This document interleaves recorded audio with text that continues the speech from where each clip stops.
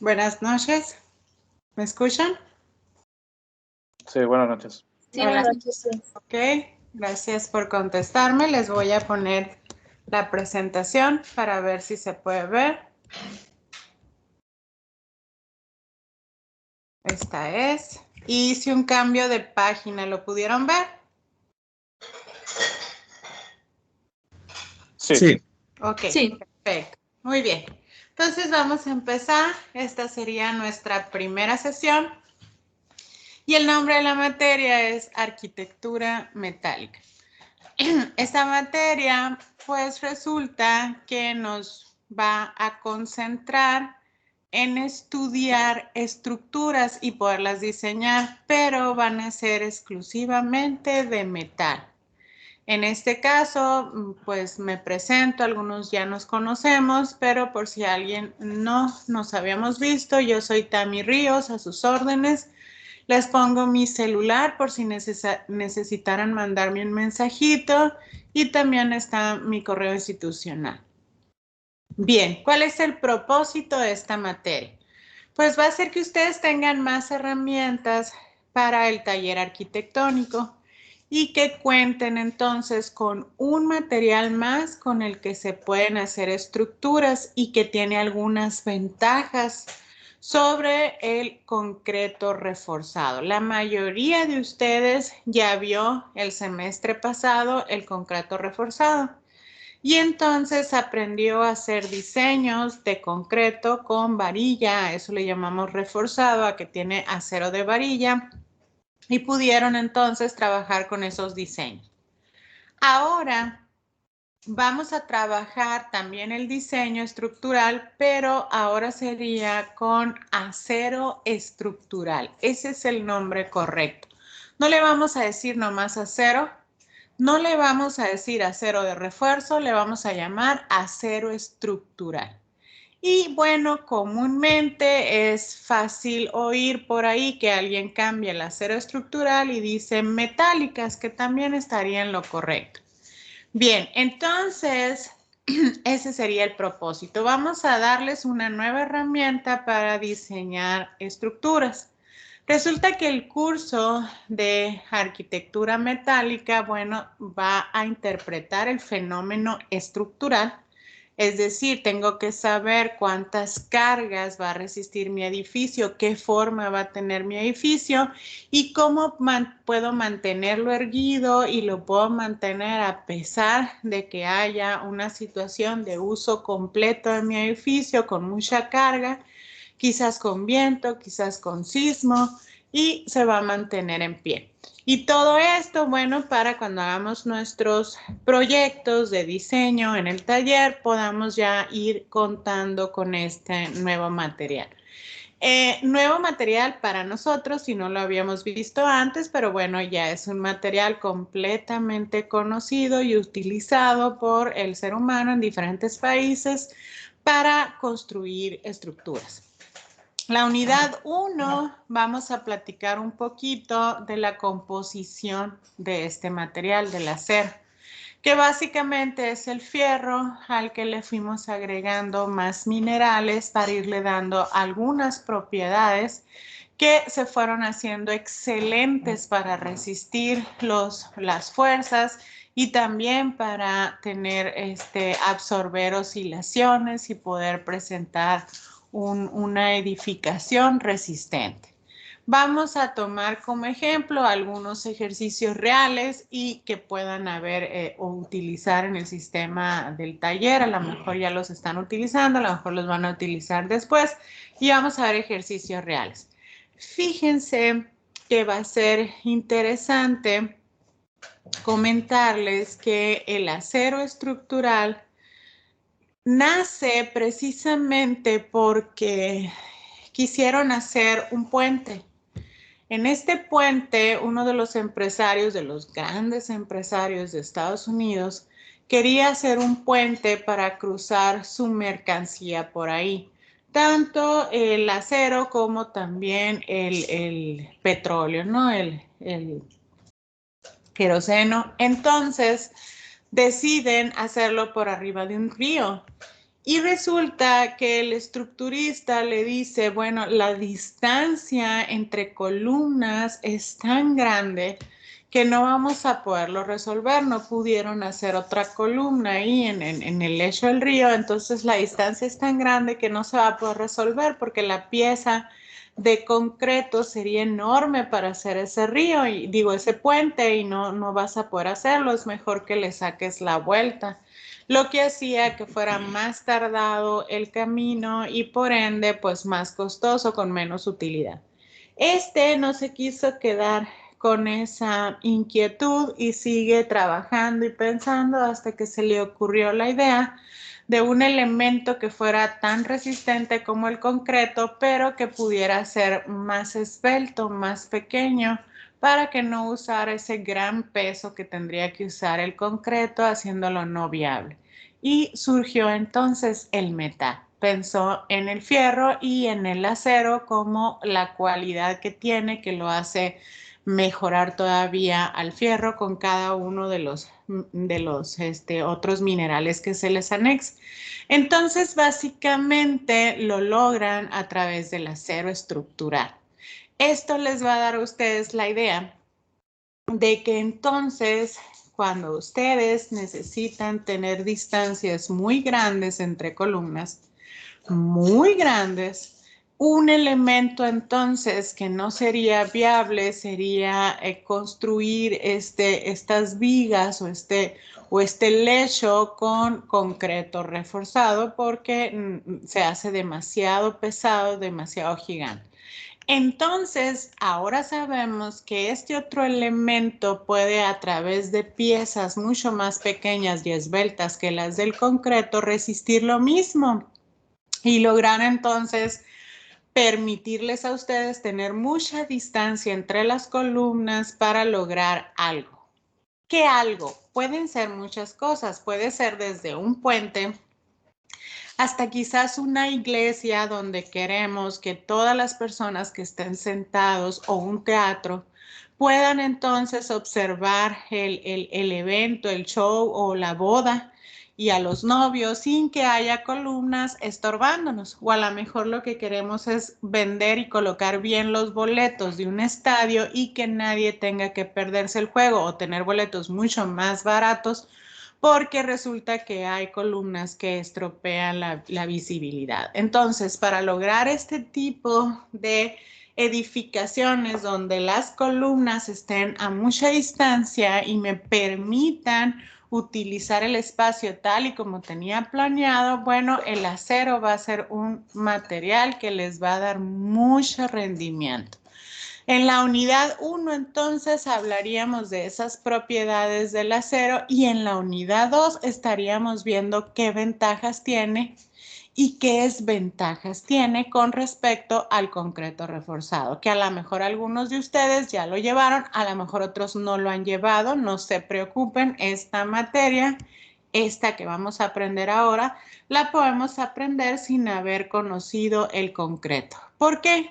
Bueno, pues por esto que resulta que hay diferentes reglamentos y diferentes instituciones que regulan el concreto que el acero. Por lo tanto, nos vamos a divorciar de las fórmulas, reglamentos e instituciones que vimos en el diseño con concreto para aprender nuevos en el diseño con acero. Luego, esta misma materia va a ir trabajando para la tercera unidad en un cálculo de un prediseño o diseño de estructuras de acero que estén sometidas a tensión. Elementos que sean sometidos a tensión, de estos va a haber muchos en las armaduras de los techos, pero también vamos a tener muchos elementos a tensión para soportar el contraventeo y también los sismos. Luego, en la cuarta unidad, estaríamos viendo también prediseño, pero ahora de elementos a compresión. Y los elementos estructurales a compresión más conocidos, pues son las famosas columnas. Entonces, ahí estaríamos ya trabajando con columnas y diseñándolas conforme al reglamento. Luego, en la quinta unidad, estaríamos viendo el prediseño de elementos que van a tener al mismo tiempo, dentro del mismo elemento estructural, dos tipos de esfuerzo. Unas fibras van a estar sometidas a tensión y otras fibras van a estar sometidas a compresión. Cuando en el mismo elemento se dan los dos esfuerzos, a esto se le conoce con el nombre de flexión. Entonces, la flexión está muy representada por las vigas. Las vigas generalmente están sujetas entonces a flexión, en donde están sufriendo algunas fibras tensión y otras a compresión. Entonces, para la quinta unidad estaríamos diseñando vigas. Por último, va a haber una sexta unidad donde vamos a diseñar conexiones. Las conexiones las vamos a ver de dos tipos, las atornilladas y también las soldadas. Fíjense bien que en este esquema les estoy poniendo una conexión que, por cierto, está atornillada. Aquí vemos la cabeza del tornillo, el fuste, una tuerca en la parte de atrás, que es la que nos va a ayudar a ajustar. Y finalmente, entonces, a estos elementos los conocemos como conexiones atornilladas. Sin embargo, también y superándolo en velocidad llega la soldadura para poder hacer las conexiones. Estas conexiones incluso tienen un poco de soldadura. Quiero que observen esta línea más clarita, a pesar de que está pintada del mismo color la viga. Pueden notar una línea más clarita aquí verticalmente. Bueno, esa es una costura o un cordón de soldadura. Aquí, por ejemplo, entre este elemento estructural y esta placa que está colocada, vemos otra vez esa línea o costura. Ese sería entonces la soldadura. Aquí verticalmente hay otra. Si lograran ver la imagen o ampliarla, se van a dar cuenta que tiene un color un poquito más claro que el resto de la construcción, porque precisamente son hilos o costuras de soldadura. Entonces, esta misma conexión está manejando dos tipos de elementos de unión, unos tornillos y también soldadura. Claro que podrá haber conexiones que solo tengan soldadura y también podremos tener conexiones que solo tengan tornillería. También les voy a comentar que se usó por mucho tiempo un elemento de conexión llamado remache. Hoy en día ya no es común utilizarlo, ni siquiera creo que es tan fácil hallar la remachadora. Sin embargo, porque el tornillo lo superó, pero sin embargo, a lo mejor algún día les toca intervenirlos. Un edificio que esté construido o remachado. Bien, pues ahí lo vamos a comentar, lo del remache, porque se parece mucho a los elementos de conexiones atornilladas para que lo tengan en cuenta. Pero pues es una forma de conexión que ya no existe, que cada vez se usa menos. Competencias que queremos desarrollar en esta materia, pues son las competencias que hemos desarrollado desde preescolar a lo largo de todos los cursos que hemos llevado y los años de escuela, porque es capacidad de comunicación, porque es compromiso ético, pensamiento crítico, trabajo colaborativo, capacidad para tomar decisiones. Entonces, quiere decir que todo esto ya lo hemos visto antes y seguro en la prepa o en la secundaria te juntaste con un equipo y tuviste que tomar decisiones y tuvieron que comunicar, si tuvieron que colaborar, perfectamente sí. Bien, en esta materia en especial, estas competencias genéricas las vamos a desarrollar, pero ya con pares, con personas que al igual que tú ya se están desarrollando y ya están a punto de obtener una profesión y de tener su licenciatura. Eso los hace más especiales. ¿Por qué? Bueno, porque ya están enfocados en todos estos voy a decir así, sustantivos y conceptos del área del arquitecto y del área de la construcción, y de pronto ya voy a poder relacionarme con personas que a futuro también van a trabajar igual que yo en las mismas áreas. Y van a ser mis colegas, mis compañeros de trabajo y también van a ser mi competencia. Entonces, finalmente vamos a aprender a trabajar en equipos y vamos a hacer muchos equipos y muchas tareas y actividades en esta materia, pero a través de un equipo de trabajo que ustedes van a integrar.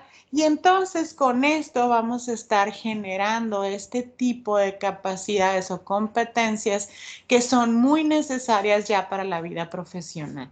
Me ha tocado que buenos equipos que los tuve en estas materias estructurales después salieron y se graduaron y se fueron juntando, la vida los fue juntando en los mismos trabajos.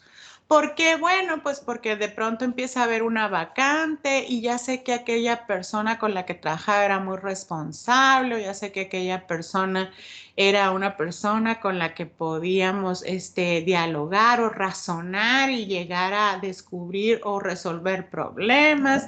Y se fueron integrando también que luego llamamos, mira, aquí hay una vacante, vente, está bien el sueldo, y así se fueron juntando y los veo ahora como exalumnos ya profesionistas trabajando, pero curiosamente en los trabajos son estos equipos funcionando perfectamente. También hay equipos que se quedan en el camino, sí hay que decirlo, son los mínimos, pero sí hay algunos que ni siquiera el semestre lo pueden terminar. Tal vez les faltó desarrollar alguno de estos elementos, igual la comunicación, o igual no estaban trabajando de forma correcta, es decir, no todos estaban colaborando, algunos se exfumaron y ya no estaban ayudando, o por ahí no había compromiso ético, etcétera. Entonces, bueno, esos no prosperaron ni siquiera un semestre, ¿no? Entonces, también tenemos uno que otro equipo de esos que se desintegró. Finalmente vamos a estar trabajando allá afuera con equipos que muchas veces van a ser interdisciplinarios, no van a ser arquitectos. A lo mejor voy a estar trabajando con un ingeniero geotecnista que me va a dar el estudio del suelo para yo poder revisar lo que soporta el suelo y el peso que le puedo meter, pero también a lo mejor voy a estar trabajando con un ingeniero o un arquitecto que le gusta la topografía y se ha desarrollado en esa área, y al mismo tiempo tendré que estar trabajando con diferentes disciplinas, con ingenieros electricistas que me van a estar calculando y dándome algunas recomendaciones y movimientos en las instalaciones eléctricas. Entonces eso va a hacer que nosotros ya tengamos algo de experiencia al trabajar en equipos, que ya nos sepamos comunicar, o que ya sepamos lograr colaborar o lograr maniobrar con las diferentes personalidades, ¿no? Para llegar a éxitos o proyectos concluidos. Competencias específicas, bueno, se trata un poco de procedimientos constructivos y de ejecutar procedimientos constructivos respecto a los proyectos que ustedes desarrollen en el taller arquitectónico. Un objetivo general de esta materia va a ser determinar o seleccionar el perfil de acero estructural más eficiente para solucionar la estructura del proyecto, de alguna edificación que hayamos diseñado para el proyecto del taller arquitectónico. Aquí acabo de introducir dos palabras. Una, les acabo de decir determinar los perfiles. Luego el acero estructural, que ya lo hemos estado mencionando, y luego les puse más eficientes. Voy a hacer un hincapié aquí en estas dos palabras. ¿Por qué estoy hablando de perfiles? Porque el acero estructural no lo vas a diseñar tú con la forma que tú preferirías como lo hacías en el concreto. que lo hacíamos cuadrado, rectangular, redondo. No, aquí el perfil ya está hecho, es decir, la forma de este elemento estructural ya lo compro directo en la ferretera y se fabricó así en las siderúrgicas. Entonces, ¿qué es lo que tengo? Tengo una serie de perfiles. Si tú cortas alguno de estos elementos que estás viendo aquí, lo cortas, vas a ver que es un tubo hueco, redondo. Claro que este es diferente a este y este también a su vez es diferente a este otro y a estos larguitos que parecen un hilito. ¿Por qué? Pues porque los diámetros son diferentes, la cédula o grosor de la pared del tubo también es diferente. Todos son de acero estructural. Todos me los venden en kilogramos por metro lineal y voy a ver a cuánto está el kilogramo de acero estructural en ese momento. Pero cada uno de ellos tiene una figura o perfil que ya fue decidida así por alguien, no por mí. Y lo que me toca a mí hacer es seleccionar cuál de esas figuras es la más adecuada para lo que pienso hacer o la estructura que estoy diseñando. Por otra parte, anexé una palabra que dice eficientes. Así es que yo tengo que tomar el perfil de acero estructural más eficiente. ¿Y qué va a ser esto de eficiente en la estructura? En la estructura nos vamos a referir a que la pieza es eficiente siempre y cuando sea segura, es decir, tiene toda la resistencia que se necesita para que la estructura sea segura, pero es la más barata de ellas. Es decir, yo puedo hacer que una estructura sea segura y hacerla inmensamente grande, de manera que esto nunca va a fallar. Pero el problema es que está tan grande y voy a necesitar tanto dinero para poderla construir que se vuelve no viable. Así es que no todo el mundo anda por ahí construyendo búnkers, no todo el mundo quiere un búnker. Muchas gentes quieren un edificio donde van a tener sus oficinas o un edificio donde van a tener su tienda o sus locales comerciales o su propia vivienda y no necesariamente quiero un búnker, no me estoy protegiendo de la Tercera Guerra Mundial. Entonces, yo necesito darle a esas personas una pieza de acero que sea segura, que mantenga erguido el elemento, pero que sea la más barata que logra ese propósito. Y para eso entonces será una sola pieza la más eficiente de todas. Seguramente cuando estemos en el aspecto competitivo allá afuera, con un cliente que quiere eso y le presentemos un proyecto y otros les van a presentar otros proyectos y vamos a estar varios despachos presentándoles el proyecto, seguramente el cliente se va a quedar con el que le dé muchas variables a favor, entre ellas que el proyecto le agrade, por supuesto, que el proyecto le dé un buen uso y distribución, pero que el proyecto no sea demasiado costoso. De ser demasiado costoso, lo más probable es que quedes eliminado en automático.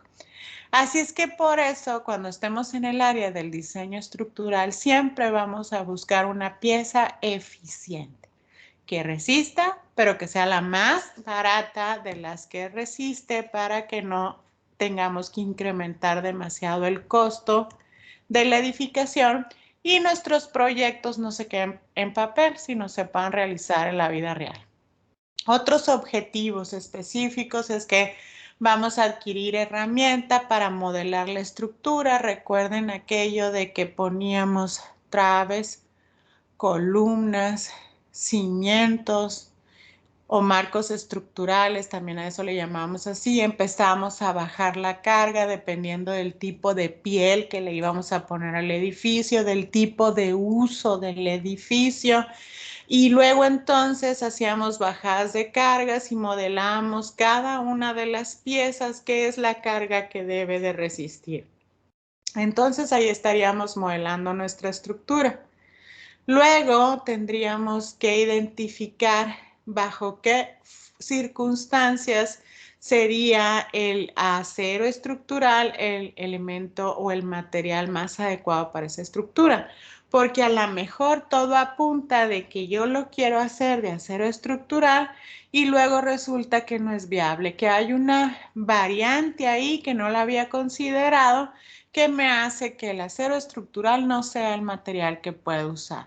¿Cuál de esas variantes pudieran ser? Pudieran ser muchas. Una de ellas es el costo. Tiene un costo enorme, en especial en este momento está caro, muy caro el acero estructural, mucho más que el concreto reforzado. ¿Cuál es la razón? Bueno, resulta que investigando la EMIR descubre que parte de estos perfiles de acero que nos vendían se lograban a través del reciclaje de metales. Y resulta, muchachos, que no han llegado a las siderúrgicas estos reciclajes porque tenemos el problema de la pandemia donde hay muchos contenedores varados y no hay suficiente transporte y movilidad. Esto hace entonces que no tengan suficiente material para elaborar en las siderúrgicas las piezas de acero. La demanda se ha mantenido normal, común, pero el problema es que no hay suficiente oferta. Esto genera entonces que se potencialice demasiado el costo y ahorita en estos momentos es demasiado costoso. Eso no quiere decir que vaya a seguir así. En el caso del acero, el acero y el costo del acero fluctúa. Y fluctúa mucho, muchachos. Hay veces que está más barato y veces que está más caro y no puedo saber cuándo va a estar qué. Generalmente, así como se comporta la bolsa de valores, pues así se comporta el acero. No porque esté metido en la bolsa que sea idéntico que a la bolsa. Sin embargo, de que sí nos da sorpresas, que de pronto se pone muy caro y de pronto ya bajó los precios. Por ejemplo, puede estar trabajando y haber comprado una pieza demasiado costosa y meses después ir y comprar la misma pieza porque me hizo falta y ya la van a ver con un costo menor.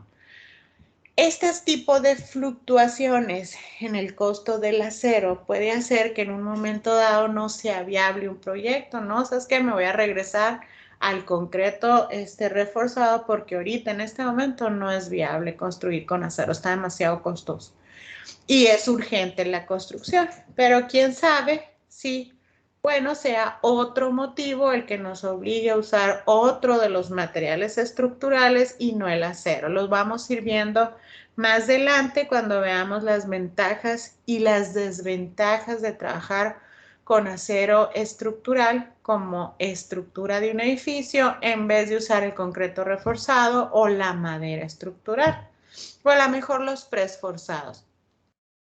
Luego quiero comentarles entonces que sería bueno que cuando hagan sus presupuestos siempre le pongan fecha. En especial si tienen mucho acero, pónganle la fecha al presupuesto. Porque muchas veces los clientes se tardan en conseguir el financiamiento, la hipoteca, etcétera, para conseguir el costo que tú les has dicho que va a tener esa edificación y llegan a ti un año después y te dicen, mira, aquí ya conseguí el dinero, hazme el proyecto, pero resulta que en ese momento tú te vas al mercado y te das cuenta que se dispararon los precios del acero, que ya no pudieras cumplir con ese presupuesto y tendrías que explicarle, mira, dejaste pasar todo este tiempo, está habiendo este tipo de contrariedad que nos acaba de subir mucho el acero y él tendrá que ver si entonces consigue más dinero o simplemente te pide que hagas el cambio y que uses otro tipo de material estructural. Bueno, eso para que lo tengan ahí en su conocimiento de ahora en adelante, que cada vez que den un presupuesto le pongan una fecha para que sea válido y esté sujeto a cambios de acuerdo a los cambios de los precios del acero en el mercado. Vamos a aprender también a determinar, a utilizar adecuadamente los reglamentos del acero. porque resulta que a lo mejor ya hicimos juntos estructuras de concreto reforzado, ya aprendimos a utilizar esos reglamentos, pero no sabemos nada del acero estructural ni de sus reglamentos y apenas los vamos a aprender juntos en esta materia.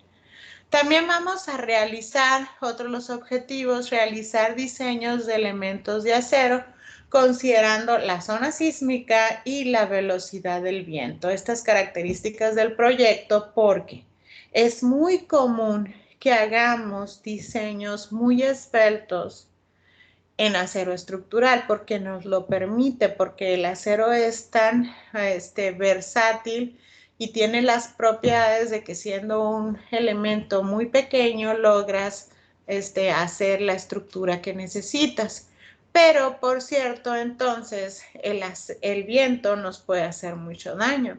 ¿Por qué? Pues porque cuando el edificio casi no pesa, el viento lo quiere derribar y lo puede derribar.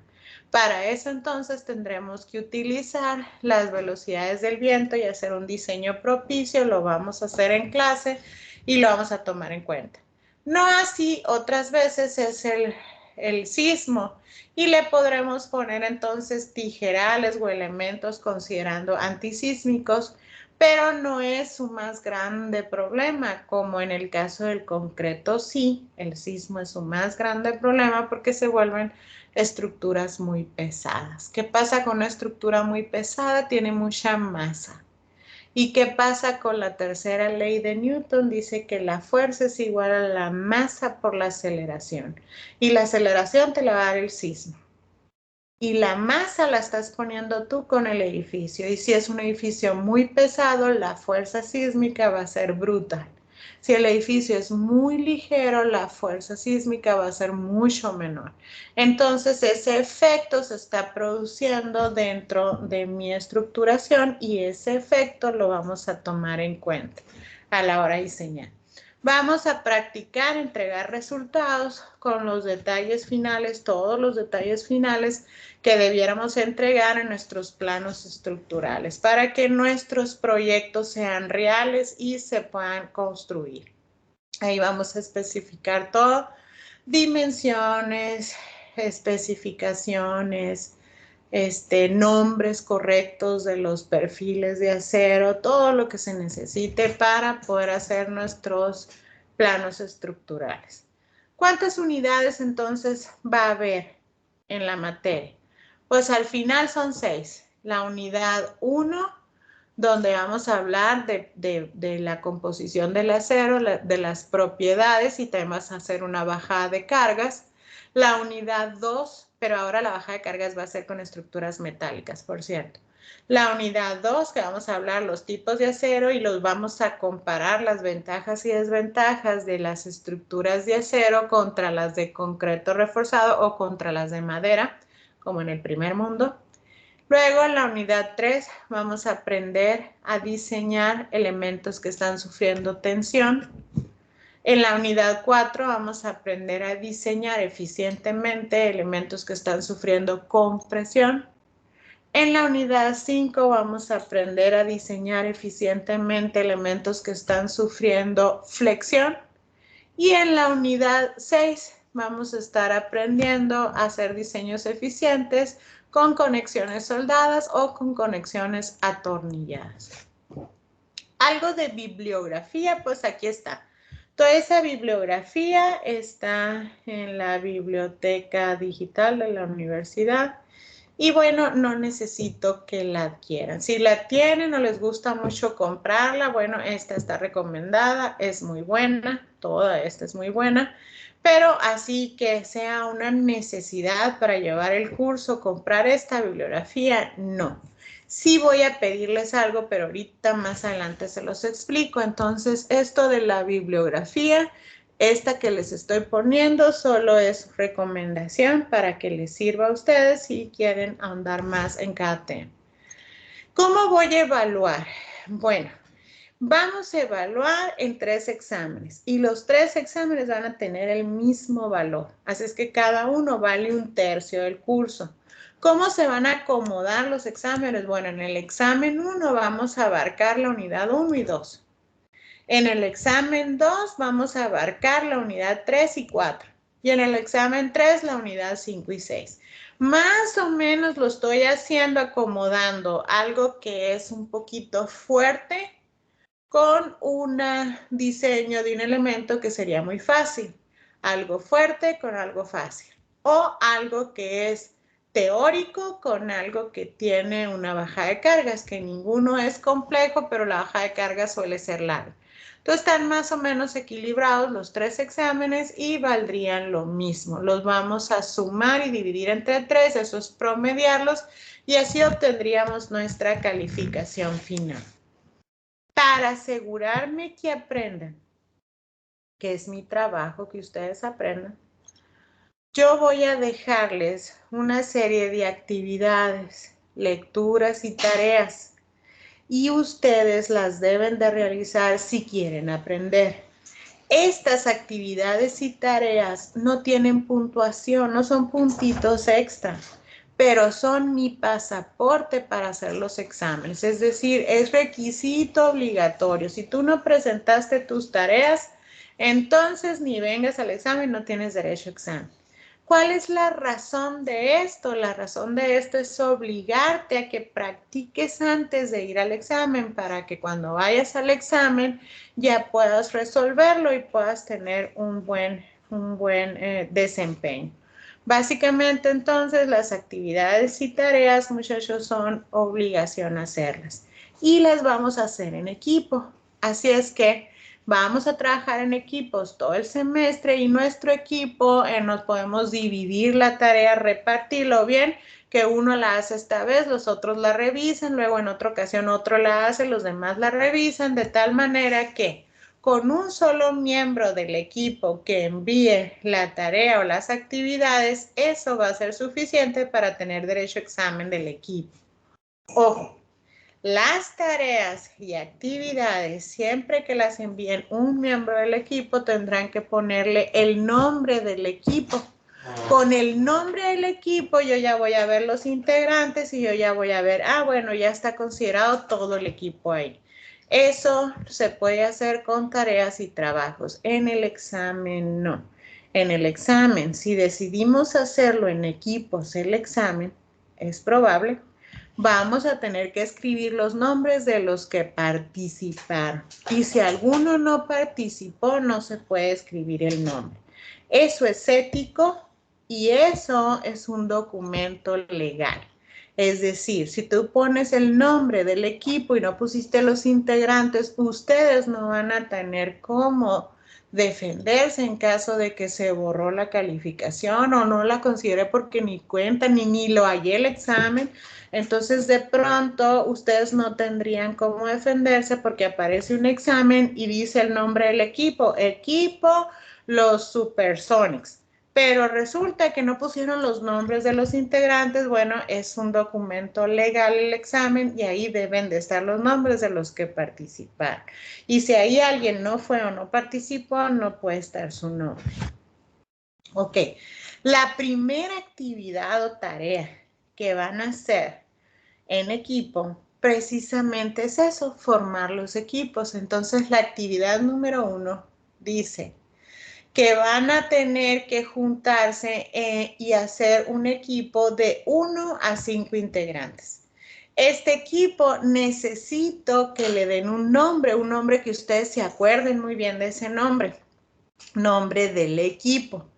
Y que escriban entonces todos los integrantes, que puede ser 1, 2, 3, 4, 5, y me lo van a enviar al Teams. Y esa sería la actividad número 1. Yo necesito que le pongan un nombre, que ustedes se acuerden de ese nombre, es mi equipo, porque los voy a citar para trabajo por el nombre del equipo. Ya ven que existe el plan en la Unison de que el 1 de febrero ya nos reunamos de manera presencial, pero desgraciadamente no pueden ser todos, sino que nos dijeron que tenían que ser aforos en los salones de menos de 20 alumnos. Ni siquiera pueden ser 20, dice menos de 20 alumnos. Entonces, ¿qué es lo que voy a hacer? Voy a citarlos por equipo. Así es que yo diré, por ejemplo, los Supersonics, los voladores de Papantla y las arquiperras se van a ir conmigo el día lunes. Pero los otros, las tortas de Don Dani, los limonadas verdes y también los caracoles se van a ir conmigo el miércoles.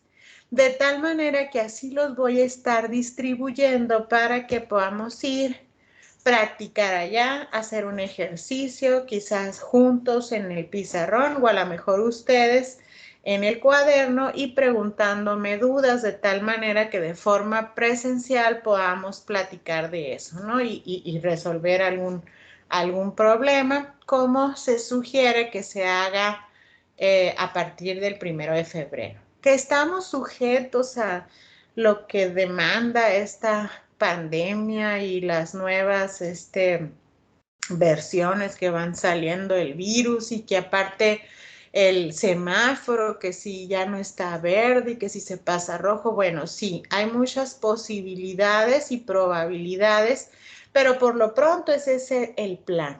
Entonces, empezaríamos de forma virtual, como lo hemos estado haciendo, y si ya nos podemos empezar a reunir, aunque sea aforados, vamos a tener lo que hacer y yo los voy a citar por el nombre del equipo. Así yo no voy a desbaratar equipos y no voy a decir, se van a ir los lunes todos los alumnos que su apellido empiece con A o hasta la M. Y luego el miércoles los alumnos que vayan de la ñ a la Z. Pues no, lo vamos a hacer por equipos y vamos a trabajar así. Entonces, por eso es importante. Acepto yo que en alguna vez haya equipos de una sola persona, por alguna razón, por razones de trabajo, de movilidad, etcétera. Yo lo entiendo. Esa persona no desarrollaría todas las competencias que estamos hablando, porque definitivamente no se va a comunicar con nadie, está trabajando solo. Pero, sin embargo, tiene que hacer mucho más trabajo que los demás, porque si los demás se pueden repartir el trabajo y él lo tiene que hacer todo completo, hasta pasarlo en limpio, pues quiere decir que de alguna manera va a medio compensar si está solo, que no va a tener todas las competencias incluidas ahí en su trabajo. Ok. ¿Qué método de enseñanza se llama que estamos usando a través de estas sesiones seriadas que les estoy dando? Bueno, el método de enseñanza se llama inverso. Este tipo de métodos de enseñanza lo van a usar mucho, sí, en la carrera, pero mucho más en la maestría y en el doctorado. Siempre nos hacen este tipo de métodos donde el maestro nos dice, vas a leer, nos dan lecturas de ciertos libros o de ciertos artículos y luego te vas a presentar al examen. Y luego te voy a dar el resultado del examen y te voy a decir en qué te equivocaste. Esa es la manera de aprender con los métodos inversos. Vamos a aplicar el método inverso, pero no tan dramático. ¿Qué es eso? Bueno, vamos a darles tareas para que hagan o lean. Pero, por cierto, esos escritos de cada una de las sesiones yo misma los hice, no los mandé a leer un libro, sino que yo misma se los elaboré con el fin de que ustedes puedan leerlos, yo los puedo ir guiando con el conocimiento y luego les voy a dejar ejercicios que son esas tareas o actividades. Y luego ustedes las van a entregar. Y luego, antes de hacerles el examen, siempre vamos a hacer sesiones donde vamos a verificar dudas, respuestas o hacer los ejercicios juntos, esos que les dejé, aunque ya ustedes los hayan hecho y los hayan enviado.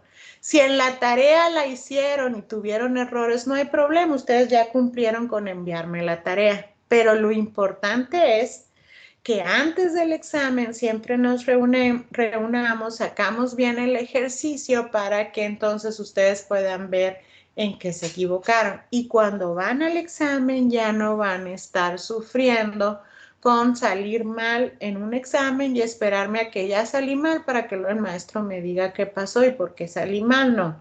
Vamos a lograr así con esto que en el examen salgan muy bien y que sus promedios se sigan manteniendo arriba, ¿no? Que no se vayan a batir. Yo les recomiendo que estemos trabajando en el horario de trabajo. Yo sé que a algunos de ustedes se les puede ir el internet y por eso voy a estar enviando las sesiones, pero, si ustedes la van a ver fuera de horario, bueno, tendrán que hacerlo de manera que no les estorbe con alguna otra materia, porque entonces tendrían 2 problemas, no uno. Y aparte también entiendo que muchos de ustedes, bueno, necesitan un tiempo para hacer tareas y trabajan, entonces yo voy a tratar de que en mi clase les quede un tiempito libre ahí para que empiecen a resolver la actividad o tarea. De tal manera que quizás se terminan las 2 horas y ustedes ya terminaron paquete completo, leyeron la sesión e hicieron la tarea e incluso hasta la enviaron. Entonces esta es mi idea con el fin de que no lastimen el horario de otros maestros, otras materias y vayan a tener problemas después. Pero se va a quedar grabado por si alguien necesita verlo después porque no pudo verlo en la hora de clases, pues está bien. Ok, la arquitectura metálica, muchachos, entonces va a tratar de construcciones cuyas estructuras, como todas estas que están viendo aquí, se van a elaborar utilizando un material conocido como acero estructural. Es importante para mí que vean el nombre acero estructural porque de ahora en adelante así le vamos a llamar a todas estas piezas. Antes usamos un acero y platicamos de él en el concreto reforzado, pero le llamamos acero de refuerzo. Entonces no vamos a confundir. El acero de refuerzo son las famosas varillas corrugadas que utilizamos para hacer estas armazones y que van a quedar incrustadas dentro del concreto y le van a dar más resistencia. Ese sería el acero de refuerzo.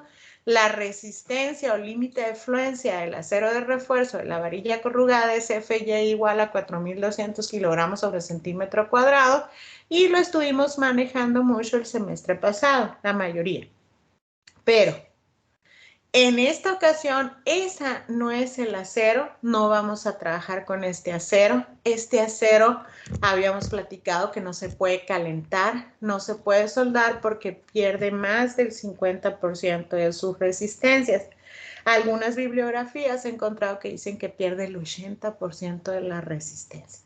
Se dieron cuenta de esto en el sismo del 85, un gran sismo que hubo en la Ciudad de México. Por ahí se meten a investigar un poco ese sismo y resulta que algunos edificios cayeron. Estos edificios que cayeron eran más nuevos que algunos que tenían muchos más años y no cayeron con el sismo. Y se habían diseñado el diseñador estructural con todas las medidas sísmicas correspondientes. Entonces, ¿qué pasó? Se fueron a hacer un peritaje para ver qué había pasado, porque si son los mismos calculistas estructurales y metieron los mismos factores de seguridad, ¿qué pasó ahí? Pues se dieron cuenta que muchos contratistas constructores, por querer hacer bien las cosas, soldaron la varilla, es decir, en vez de atarla aquí, hacer un doblez y empezarla a atar como la están atando aquí, con alambre recocido, una varilla con la otra, ellos dijeron, pues va a ser más seguro si la soldo, y se pusieron y la soldaron de una por una y se pusieron a soldar. Y ellos pues lo hicieron y no creyeron que estaban haciendo nada malo. Sin embargo, al haber calentado estos aceros de varilla, les hicieron que bajaran muchísimo su resistencia, dando por resultado muchas muertes en el sismo del 85, muchas. De hecho, hay muchos niños que les llaman los hijos del sismo, que los lograron rescatar a ellos, pero sus padres ya no existen, entonces son huérfanos debido a ese sismo. Hay muchos, es una generación bastante grande de esos niños, ¿no? Algunos los lograron sacar del vientre de sus mamás, pero sus mamás ya estaban muertas debido al colapso de los mismos hospitales. Entonces, para que esto nunca más volviera a suceder, está prohibido que se calienten esas varillas, ni para soldarlas, ni para cortarlas. Pero eso no sucede con el acero estructural. este acero estructural, al que le llamamos perfiles, que vamos a usar para esta clase, tiene, entre otras cosas, la cualidad de que sí se puede calentar y sí se puede soldar y no pierde su resistencia. Este acero estructural tiene un FY o límite de fluencia en la tensión de 2.530 kilogramos sobre centímetro cuadrado y tiene algunas figuras o formas. Estas formas, como este tubo hueco del que les estaba platicando, tiene su nombre, el OC, pero también está este otro elemento al que le vamos a conocer con el nombre de ángulo. También está otro elemento, este es un CE. El CE es otro de los perfiles de acero estructural. Y tenemos estos que son muy famosas, que son las I. Estos elementos I los vamos a utilizar muchísimo en nuestras estructuras. Y por cierto que al elemento que está aquí abajo lo vamos a llamar patín inferior, al elemento de aquí de arriba, patín superior, y este que está aquí al centro es el alma. Y cuando los patines están muy grandes, pues resulta que les llamamos H. ¿Por qué? Pues porque más que una I parece una H. Este nombre de patín se le dio porque sale del molde en la siderúrgica patinando, ¿no? Entonces aquí está el nombre de patines y este elemento alma. Y cuando los patines sean muy grandes, la dimensión, bueno, algunos le llaman H, perfil H, pero sigue siendo un perfil I en realidad.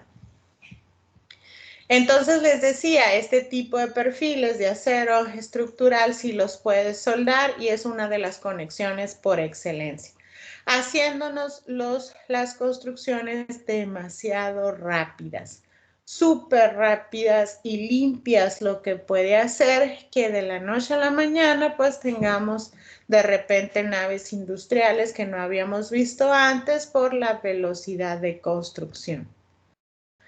Este tipo de aceros, digo, de estructura de acero, entonces les decía, nace por querer tener claros largos, es decir, claros grandes, es decir, que entre una columna y otra columna haya mucha separación, sea porque quiero brincar un problema de la topografía del lugar o porque quiero tener un espacio abierto muy grande para poder hacer buena distribución del espacio. Entonces a esta distancia le vamos a llamar claro libre.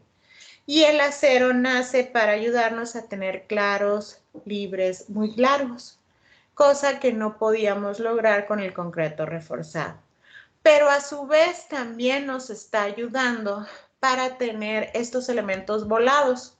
Estos elementos volados los vamos a conocer mucho como el nombre de cantilever. Y entonces en acero estructural vamos a poder ver edificios que mantienen este tipo de retos a la gravedad a través de volados, ¿no? Y esos cantilever, bueno, los podemos hacer con acero estructural, logrando algunas obras que son bastante reconocidas. Gracias entonces a que podemos estar trabajando con elementos o estructuras de acero. Ok, yo necesito, a ver, si ya todas las piezas de acero existen y simplemente de las que ya existen, que hay de diferentes tamaños y formas o perfil, yo voy a seleccionar una de todas, la que más me conviene porque resiste y porque al mismo tiempo es económica. Entonces, para diseñar un elemento, una estructura de acero, tú necesitas tener un catálogo de todos los perfiles que hay, de todos los tamaños de OC que hay, de todas las dimensiones de OC para poder realizar ese diseño. Pero también tienes que hacerlo con los ángulos, con los I, con los CE, con las Zetas. Entonces, con las Ts, ¿de dónde voy a coger toda esa información? Yo soy testigo que algunas veces que vamos a Proveedor del Herrero o a FETASA o a CERDI, nos entregan ahí unos catálogos de la tienda. Algunos de ustedes que ya incluso están trabajando, bueno, seguramente tienen un catálogo de estos. Esos catálogos son buenos. El problema es que te están ofreciendo los perfiles que ellos manejan en la tienda. No te están ofreciendo todos los perfiles que hay. Y necesitamos trabajar con todos los perfiles, aunque sea a nivel nacional. Qué bueno que también nos metan perfiles a nivel internacional, pues para hacernos más cosmopolitas en nuestros diseños. Pero al menos los de nivel nacional.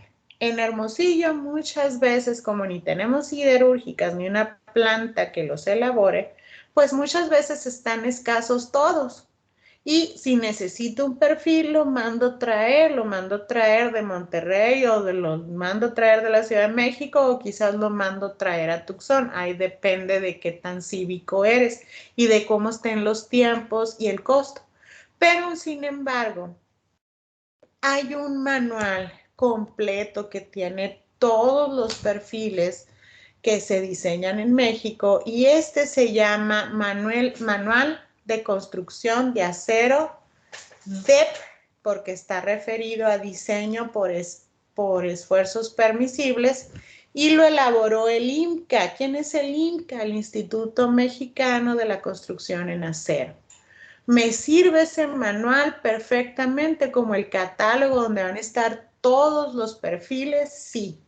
Estos manuales incluyen el área, el perfil, el peso, el perfil, el centroide, la inercia, el módulo de sección, el radio de giro. Entonces tú ya no tienes que ponerte a calcular todo eso que calculabas cuando estabas en las materias de criterios estructurales. Ya no, ya te lo van a dar listo.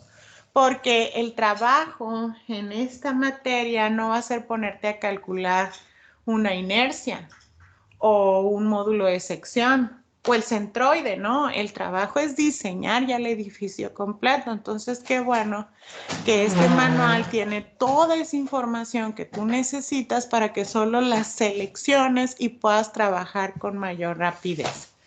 ¿Dónde lo pueden conseguir? Les voy a decir que es difícil de conseguir cuando no hay pandemia. Imagínense ahora con pandemia, a lo mejor ni siquiera hay tiraje. En las librerías los venden de Hermosillo y bueno, la edición 4, la 3, la 2 y la 1 se las recomiendo mucho. Todas ellas dicen DEP, diseño por esfuerzos permisibles. Y esto va a hacer que ustedes estén dentro del reglamento y diseñen con estos perfiles y que incluso ya lleva algunas de las fórmulas. Yo se las voy a dar en clase, pero ya están incluso ahí dentro de su manual para que las puedan utilizar. Si alguno de ustedes se va ahorita a la librería, probablemente lo encuentre, pero la edición 5. La quinta edición trae un problema y ya no está trabajando el DEP, diseño por esfuerzos permisibles. Se puso a trabajar en otro diseño por el flujo plástico. Este tipo de diseños en zona plástica todavía no las aceptan los reglamentos de construcción y qué bueno, porque algunos edificios que se hicieron así han colapsado. Eso está en una etapa como más de investigación y de que bajo tu riesgo lo diseñas, lo usas y bajo tu riesgo si algo pasa. Entonces los reglamentos en nuestra ciudad se refieren a estos esfuerzos permisibles o diseño elástico. Por eso yo les voy a pedir que lo busquen, está en la red. Este está en la red, este manual lo pueden conseguir y desde la versión 1 hasta la versión 4, la edición, perdón, todas les va a servir.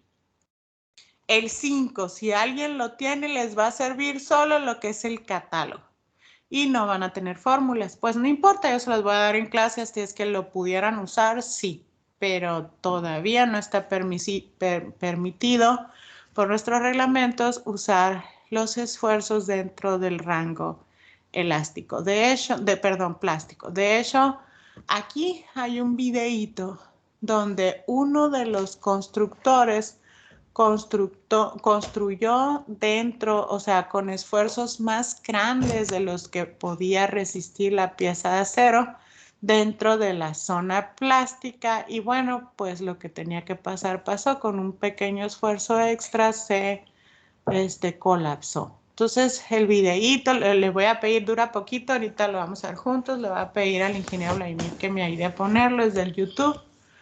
Le van a ver en este videíto, muchachos, que dice, por ejemplo, luces, en vez de decir claro libre, dice de grandes luces. Bueno, ese es el claro libre, la distancia entre columnas, y eso lo vamos a ver así porque es la forma en que lo hablan en España y en algunos lugares de Latinoamérica.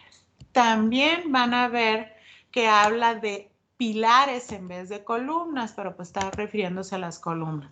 También habla de cerchas en vez de armaduras, armaduras para columnas. Entonces, nomás para que vean en el caso del lenguaje, mucha de la bibliografía se refiere así, con estas formas de hablar, de en vez de claros, habla de luces y en vez de columnas, de pilares.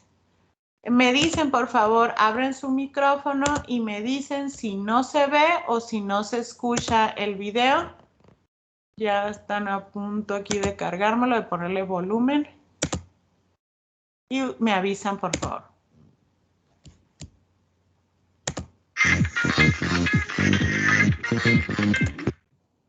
¿Se vio? ¿Se escuchó? Sí. Ok, entonces continuamos.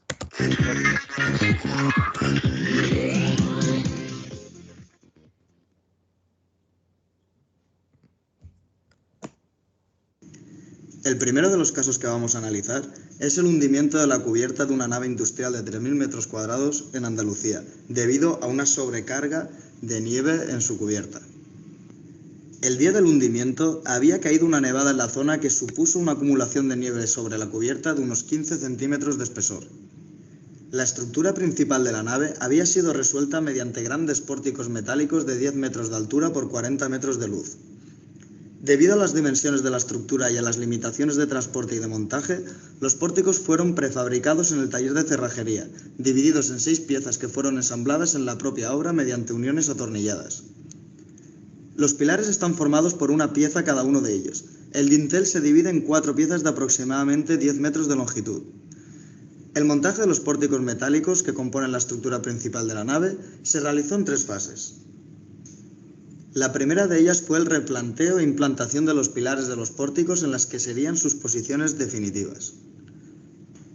En segundo lugar, el dintel de cada uno de los pórticos se montó en el suelo de la nave, ensamblando mediante uniones atornilladas los 4 tramos de 10 metros que lo componen. En tercer lugar, una vez ensamblados los dinteles de 40 metros de longitud, se izan mediante grúas hasta su posición definitiva. En esa posición el dintel es atornillado a sus 2 pilares. En la fase de replanteo e implantación de los pilares, primera fase de las descritas anteriormente, se produjeron pequeños errores en la determinación de su posición correcta, errores que tuvieron como consecuencia que los pilares se situaran unas decenas de milímetros más próximos o más separados entre sí. Se realizó una medición topográfica de la distancia entre pilares de cada uno de los pórticos. Los resultados mostraron que la distancia entre pilares del mismo pórtico presentaba diferencias de hasta 10,2 centímetros. Como consecuencia de los errores de replanteo, cuando se iza el dintel de 40 metros entre 2 pilares, no ajusta exactamente entre ellos, resultando largo si los pilares están más juntos de lo que debían, o corto si, contrariamente al caso anterior, los pilares estuvieran más separados de lo debido. Este error en el replanteo de los pilares se resolvió inclinándolos ligeramente, abriéndolos o cerrándolos en cabezas según convenía en cada caso, de manera que la distancia entre sus cabezas se ajustase exactamente a la longitud del dintel, permitiendo atornillar ambas piezas. Esta solución adoptada durante la fase de montaje de la estructura para corregir las imprecisiones cometidas en el replanteo de los pilares produjo efectos realmente catastróficos para la propia estructura. Se produjeron 2 situaciones anómalas. La primera, cuando la distancia real entre los arranques de los pilares era menor que la distancia necesaria para que los encuentros viga-pilar ajustasen perfectamente. Con el objetivo de corregir este error de replanteo, los pilares se inclinaron hacia afuera, separándolos en cabeza. Como consecuencia de haber inclinado los pilares, la unión atornillada pilar-dintel no ajusta perfectamente. Las placas de ambos elementos, que deben estar totalmente en contacto, únicamente se tocan en su extremo inferior. En estas condiciones, la tensión de los tornillos que unen dintel y pilar provoca un momento flector que hace que se traccione la fibra superior del dintel y se comprima la inferior. En los extremos del dintel, punto B en la figura, el momento flector se incrementa en casi un 250% respecto a la cuantía esperable, la que debiera tener en el caso de que el pórtico hubiese sido montado correctamente.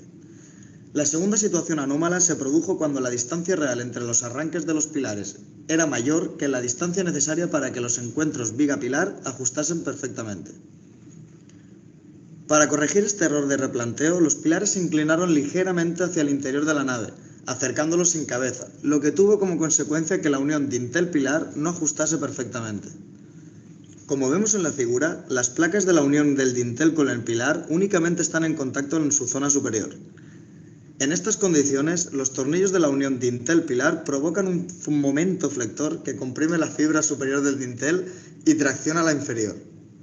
La gráfica de momentos flectores resultantes es la suma de la correspondiente a las cargas permanentes más la generada por la sobrecarga de nieve y la producida por la tensión de los tornillos viga-pilar, y difiere mucho de la esperada. En el centro del vano, punto A, el momento flector se incrementa en casi un 450% respecto a la cuantía esperable, la que debería tener en el caso de que el pórtico hubiese sido montado correctamente. Estos esfuerzos superan la capacidad portante de la estructura, por lo que esta es la causa de su colapso. Este es un caso al que merece prestar una especial atención porque es relativamente fácil que pueda repetirse. Por un error aparentemente nimio en el proceso de montaje, la estructura nace sometida a esfuerzos que la tienen en un estado próximo al de agotamiento. En estas condiciones totalmente precarias, cualquier sobreesfuerzo, como en este caso el derivado de la acumulación de una capa de nieve de 15 centímetros de espesor, puede ser suficiente para arruinar completamente la estructura del edificio.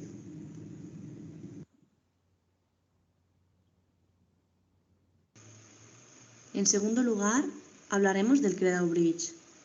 Este puente hubiera sido uno de los puentes más largos de Europa. Situado en Wales, colapsó el 2 de junio de 1970 durante su construcción, causando la muerte a 4 personas. Iba a tener 820 metros de longitud. El puente se dividiría en 7 tramos de distinta longitud, con luces de entre 77 y 214 metros. La sección transversal trapezoidal del puente tenía una anchura de 6,7 metros en el cordón inferior y de 20,1 metros en el superior, contando con una altura de 6,1 metros. Los soportes estaban reforzados por nervios como los de la figura, con una longitud de 250 milímetros y 13 milímetros de espesor. Este tipo de nervios ya no se utilizan. ¿Cuál fue exactamente la causa del colapso? Después de que los tramos finales de cada lado fueran levantados utilizando soportes provisionales como cimbra, se continuó montando utilizando métodos de montaje en voladizo. Para la parte norte, se decidió utilizar un soporte temporal en la mitad del segundo tramo, mientras que para la parte sur, debido a la corta distancia hasta la siguiente columna, se decidió no utilizar ningún soporte. Antes del colapso, había construidos ya 61 metros del segundo tramo de la parte sur, y la parte final que cerraría el tramo de 77 metros iba a ser ensamblada cuando ocurrió el colapso y el tramo cayó 30 metros hacia abajo. En la investigación se estableció que un inadecuado diseño de las alas y refuerzos de las vigas y una mala elección de la dureza del acero iniciaron el colapso sobre el soporte. Además, también participaron otra serie de factores tales como la compresión adicional causada por la curvatura debida al voladizo.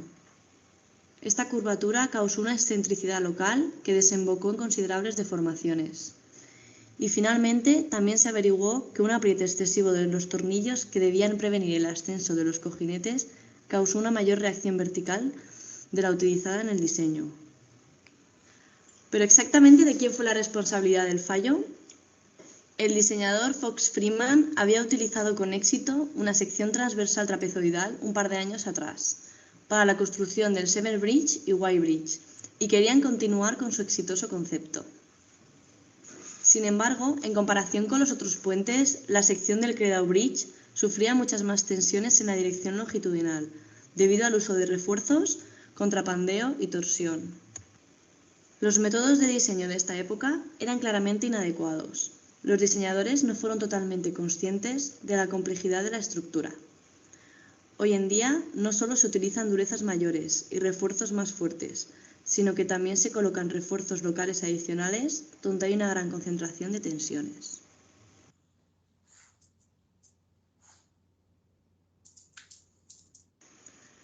El tercer caso que vamos a analizar es el colapso de un centro de estancias diurnas en San Pedro del Pinatar. La cubierta de la estructura colapsó por la parte central tras menos de un año de servicio por un fallo en la cercha derecha del pórtico hastial, cayendo el resto por efecto dominó. Causó la muerte de una persona. La estructura consistía en un pabellón de planta rectangular, de unas dimensiones de 30,67 por 16,15 metros, con unos pilares de hormigón armado, 16 en concreto, separados entre sí unos 5,20 metros. Cada uno de los pilares tenía unas dimensiones de 35 por 70 centímetros y una altura de planta de 5 metros. Sobre los pilares había placas metálicas ancladas con barras de acero y sobre estas cerchas transversales unidas a ella mediante soldaduras en un lado y sobre placas de neopreno en el lado opuesto. Ambas actuaban como articulaciones. En el momento del colapso, la estructura soportaba exclusivamente el peso propio. En esta situación, las barras del cordón inferior de la cercha alcanzaron tensiones inasumibles de 3.620 kilopondios por centímetro cuadrado. Según la normativa de 2001, el límite elástico del acero admisible era de 2.800 kilopondios por centímetro cuadrado, mientras que el Eurocódigo establecía que el límite de rotura total máxima era de 4.300 kilopondios por centímetro cuadrado. Como podemos observar, las tensiones que soportó la estructura sobrepasaban el límite admisible y quedaban muy cerca del límite de rotura total. Un valor que en ningún caso en el diseño de una estructura debe llegar a alcanzar. El diseño de la estructura no contó con ninguno de los coeficientes de seguridad que debieron de ser aplicados como deben aplicarse en cualquier diseño de estructura. Así, no se cumplió con ninguno de los criterios de normativa establecidos por los códigos que se debieron seguir entonces, como son la norma de estructuras metálicas EA 95 y la de acciones en la edificación EA 88. En las consideraciones de la EA 88, por ejemplo, establece que 100 kilopondios por metro cuadrado debe considerarse como sobrecarga de uso y mantenimiento, mientras que por sobrecarga de nieve debe ser de unos 40 kilopondios por metro cuadrado. Esto añadido a todos los estudios y consideraciones sobre vientos y sismos. Bien, pues como hemos dicho, no se consideró nada. Es sorprendente, pero no se consideró nada. Todo esto resultó en que la cercha extrema soportaba un 30% más la carga de peso propio que la que le correspondería en una distribución uniforme. Hubo un fallo evidente en el cálculo del diseño. La constructora cumplió con todos los ensayos exigidos y superó las supervisiones de arquitecto, aparejador y jefe de obra. Por tanto, la responsabilidad fue plenamente del proyectista. ¿Qué podría haberse hecho para que no hubiese ocurrido esto? Pues la solución es muy básica, sencillamente aplicar correctamente la normativa y calcular bien.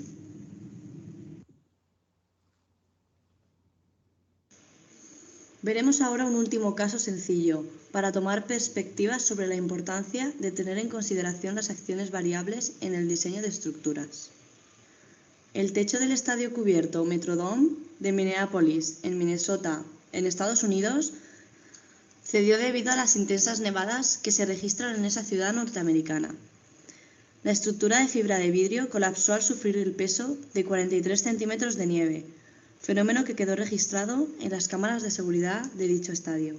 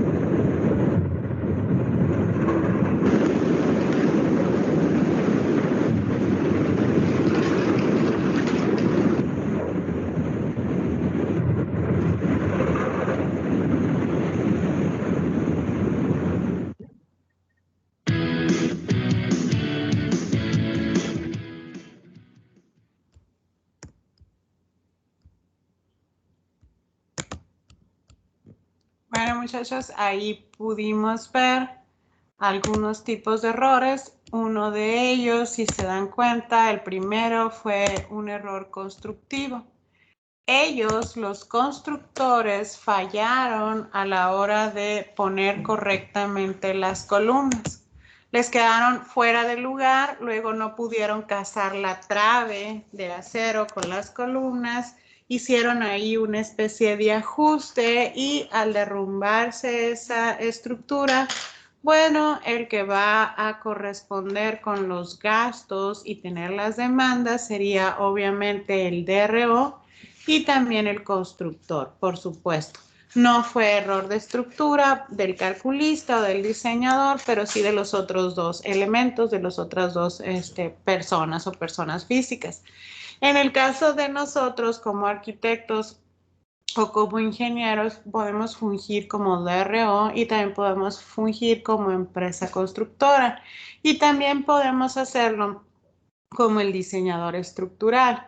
Entonces, bueno, no queremos que nos pase ninguna de estas cosas. En el caso de que ustedes estén de directores responsables de obra y vean que se hizo una mala construcción de las columnas y después no ensambla el resto del armazón de la nave industrial, que en Hermosillo son muy comunes porque son nuestras tiendas oficiales, los Walmart, los Costco, los Ley, los Soriana, son naves industriales y si estas entonces tienen un error constructivo, es mejor que paremos la obra y que vayamos al estructurista para que haga el ajuste y el refuerzo correspondientes y no que tengamos que sufrir después las consecuencias y pagar este tipo de colapsos, ¿no? Que económicamente son muy fuertes, siempre y cuando no haya muertes. En caso de que haya habido muertes, bueno, la demanda ya no es civil, es una demanda penal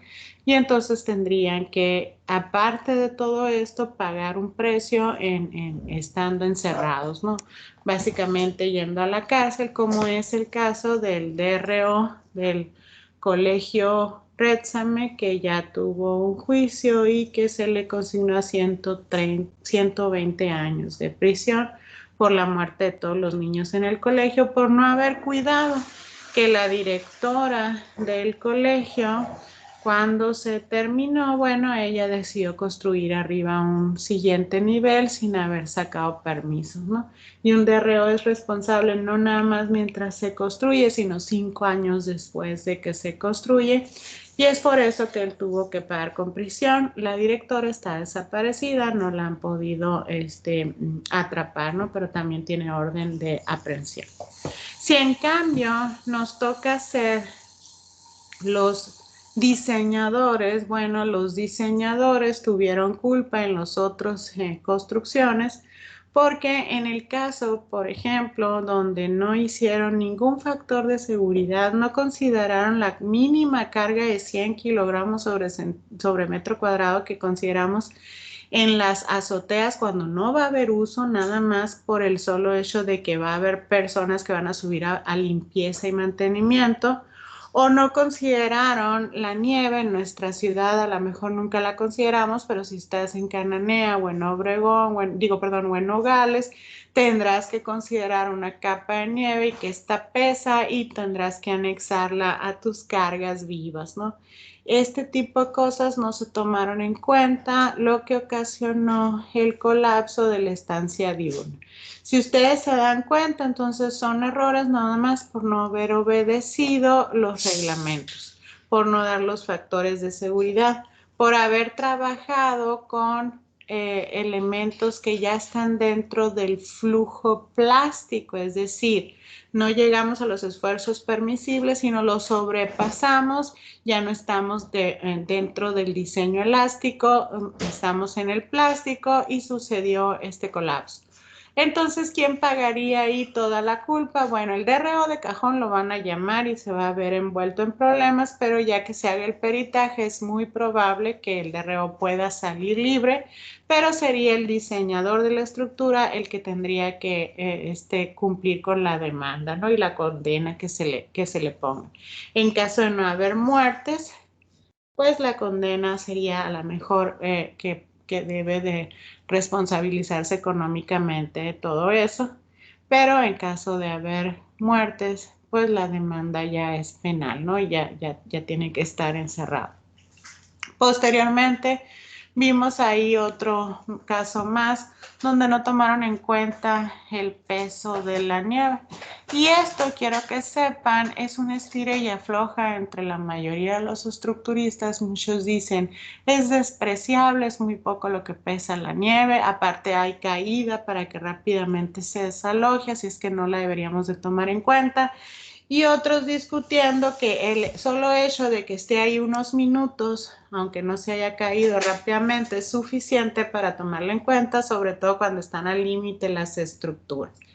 Bien, entonces este videíto es para darles algunas razones por las que vamos a tener mucho cuidado en seguir la reglamentación a la hora de nuestros diseños. Y por supuesto, cuando ya estemos en obra construyendo nuestra vida profesional, haríamos lo mismo. Comentarios, muchachos, o preguntas, porque este es el fin de la sesión. Estamos terminando el día de hoy. Y si no hay comentarios, podemos tomar lista. Voy a tomar lista. Por favor, abren su micrófono para que me puedan decir presente. Tengo a Aguirre Yareli. ¿Está?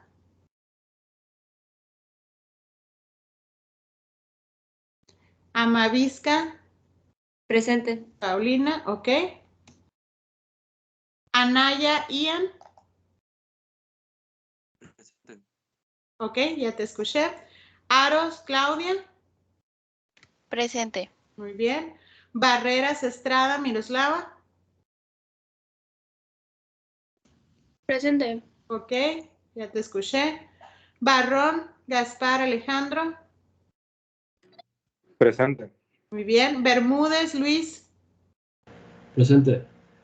Borbón Brisela. Presente. Muy bien. Castro Daniela. Presente. Ok. Duarte María Fernanda. Presente. Encinas Jacqueline. Presente.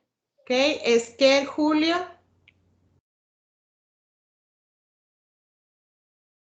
Esquivel Gabriela. Presente. Muy bien. Fuentes Alejandra. Presente. Muy bien. Galvez Juan. Presente. García Juan. Presente. García María José. Presente. Ok. Aros Dulce. Presente. Leiva Eduardo. Presente. López Felipe. Presente. Ok. Lugo María José. Luna Jesús. Presente. Ok. Maldonado María Teresita. Presente. Martínez Sujei. Presente. Molina Irving. Presente. Morán Carmen. Presente. Murillo Michelle. Presente. Navarro Pedro. Presente. Peralta Parra Diego. Pineda Mendívil Jorge. Piñuelas José Gabriel.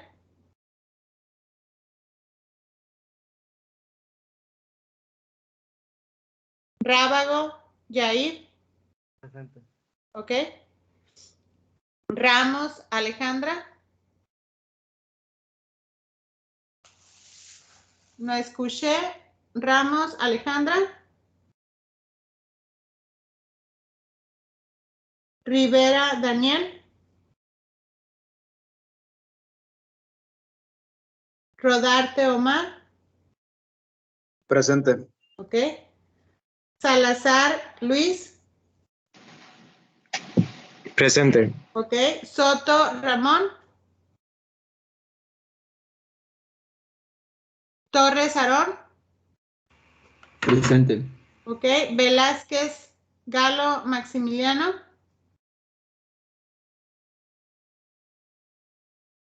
Y Villegas Karen.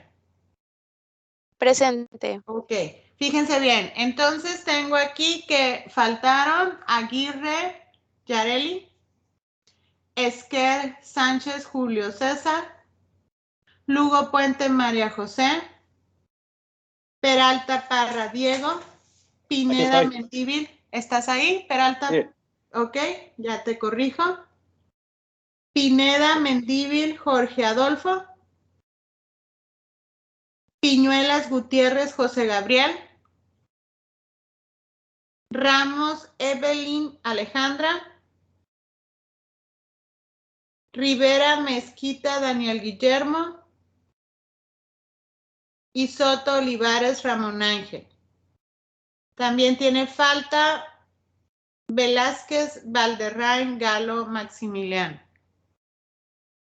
Ok, entonces ya quedaron, los demás ya tienen asistencia y me puse una crucecita para recordar y decirles que nos llegó un comunicado, pero muy escueto, de que a los maestros nos van a vacunar a partir del miércoles en el Centro de las Artes, miércoles, jueves y viernes. No estamos muy seguros, ni siquiera dieron una lista de los apellidos y qué día nos toca a cada quien.